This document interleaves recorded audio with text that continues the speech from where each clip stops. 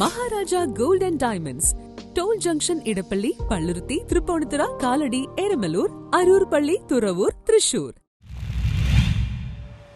വ്യത്യസ്ത കഴിവുകൾക്ക് സമാന അവസരം. ഇന്ന് ഡിസംബർ 3 അന്തർദേശീയ വൈകല്യ ദിനമായി ആചരിക്കുന്നു.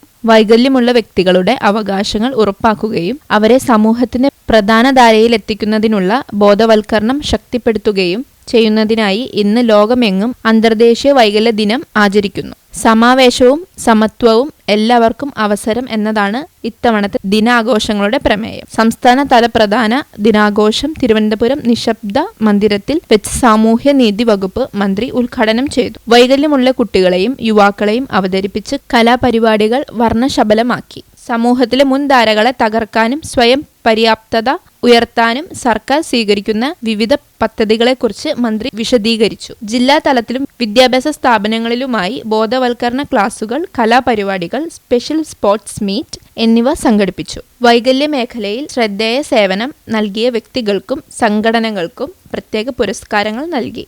വൈകല്യമുള്ളവരുടെ കഴിവുകളെ പ്രോത്സാഹിപ്പിക്കുവാനും അവരുടെ ജീവിത നിലവാരം ഉയർത്താനുള്ള സാമൂഹിക സഹകരണത്തെ ഊട്ടിയുറപ്പിക്കാനും ദിവസത്തിന്റെ പ്രാധാന്യം ചൂണ്ടിക്കാട്ടി വിവിധ സാമൂഹിക സംഘടനകൾ റാലികളും സെമിനാറുകളും നടത്തി.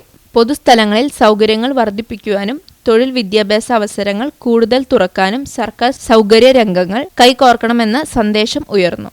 മാനവികതയോട് തുല്യമായി മുന്നോട്ടു പോകുന്ന ഈ ലോകം സൃഷ്ടിക്കാനുള്ള പ്രതിജ്ഞ പുതുക്കിക്കൊണ്ടാണ് ഈ വർഷത്തെ അന്തർദേശീയ വൈകല്യ ദിനം രാജ്യത്ത് ആഘോഷിച്ചത്.